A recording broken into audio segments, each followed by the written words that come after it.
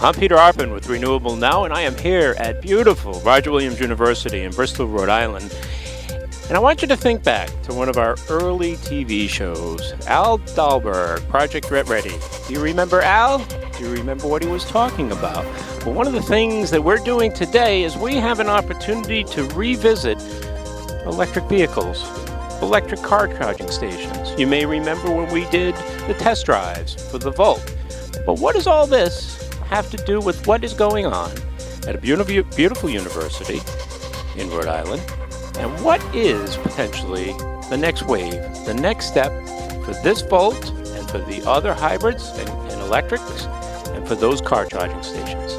Stay tuned to find out. Renewable Now's event coverage is brought to you by Rhode Island College. Reach, inspire, and connect. W.B. Mason, office supplies since 1898. Merrill Lynch, value-based investing.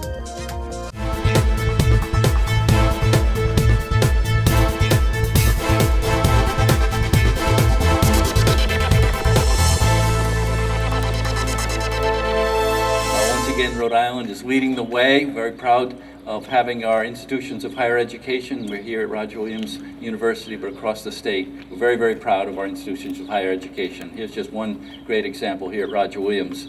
But we're also leading the way on electric cars, and I know with Wendy and Al have been working on it for years and years. It's not coming soon enough, but we're still have a chance to be one of the states on the forefront of this initiative. I'm here with Al Dahlberg from Project Get Ready. Good to see you again, Al. Wonderful day.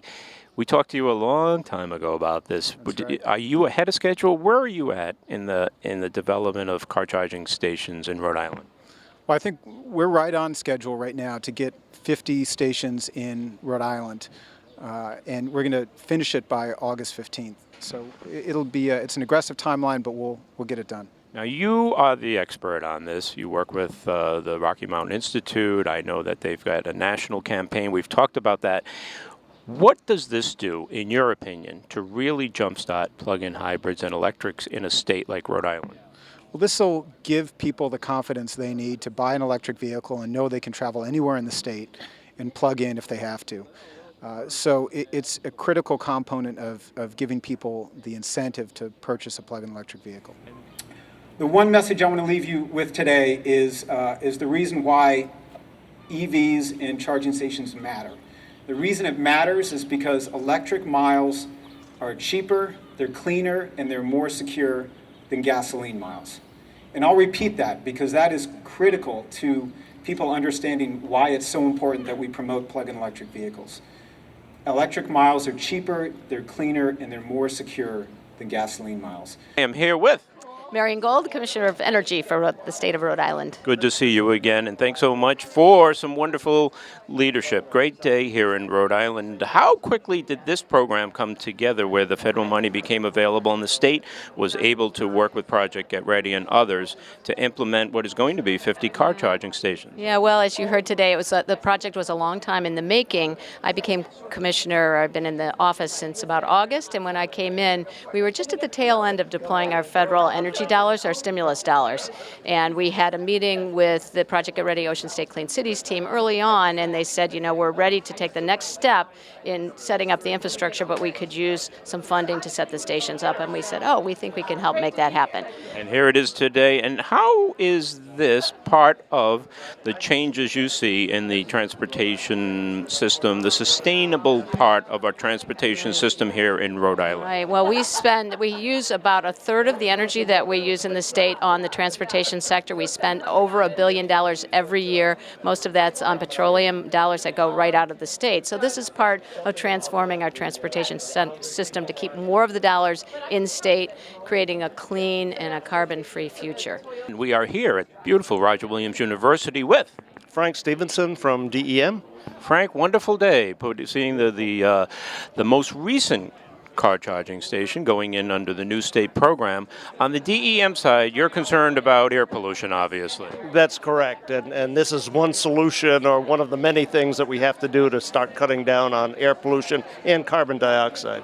With an infrastructure in place, so if a Rhode Island, as an example, has 50 car charging stations or more, what's your expectation at DEM as to how many plug-in hybrids we will see, how many electrics?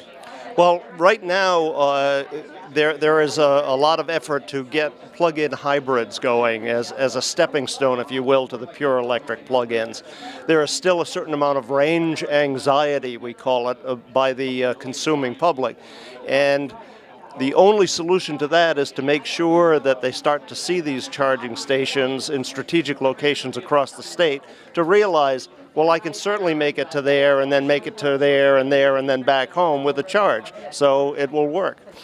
Now, if we are successful in doing those things, people are seeing the car charging stations, they're seeing hybrids, they're seeing electric vehicles.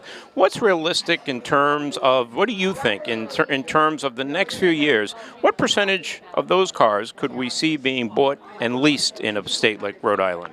Well, we have been in a program since 2005 called the ZEV program, which is an extension of the California Clean Vehicle Program, which requires that the major manufacturers offer for sale a certain number of zero emissions vehicles as part of their offering to people.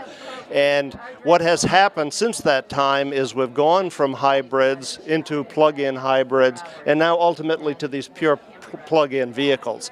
Under that program, there is a mandate that these vehicles be placed in Rhode Island probably in the order of 50 or so pure electrics each year, starting in 2016, I believe, is when it starts. Well, so that seems like a relatively low number, but if we could ramp up, let's say we could get to 10% hybrids and electrics, is that what we will see? Is it proportionate as far as the improvement in the quality of the air here?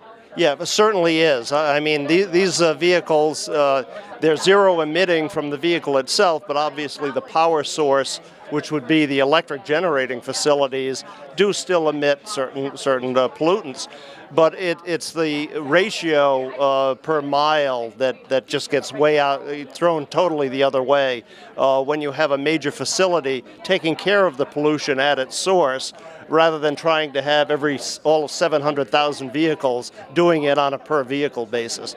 So the electric solution is obviously a major part of cutting back on the air pollution in general. And I am here with Don Weinberg from Jamestown, Rhode Island. Don, wonderful to see you with your beautiful Tesla at an amazing event here at Roger Williams as we unveil the first of what's going to be 50 new car charging stations in the state. Tell us about the car and how long you've had it and what drew you to the Tesla. I've had it since February. It's the 4,795th car they made. It's the 60 kilowatt hour mid-range battery pack. And I tell people, actually, if you went to a focus group and said, what would be Don Weinberg's perfect car, the Tesla would be it. It's green, it's fast, it's roomies for sailbags and dogs, it's got a touchscreen interface. It's really the future of energy. But it really started with sustainability for me. I had 3 Priuses before this, mostly because I felt that the oil companies were driving our politics and we're going to war over oil, and that we need to decouple our politics from our energy use, and I really wanted a sustainable method of transportation. Now, talking about that, so Rhode Island's going to have a number probably over 50 because we've already got some in existence. What is it like for you traveling now throughout New England, maybe throughout the country, and are there limitations, and do you have to plan more than I would if I had some kind of hybrid or backup gas system? Right. In Rhode Island, with the 200-mile daily capacity of this car, I can go anywhere in Rhode Island that I want and just charge at home at night, and it takes about 3 or 4 hours to charge off of my home plug. I put in a 240-volt RV plug on a 50-amp circuit and just plugs right into that. There should be a Tesla supercharger in Rhode Island at least by the end of the summer. Thanks for being a leader. My pleasure. Renewable Now, the network that delivers the business side of green. Visit us at renewablenow.biz.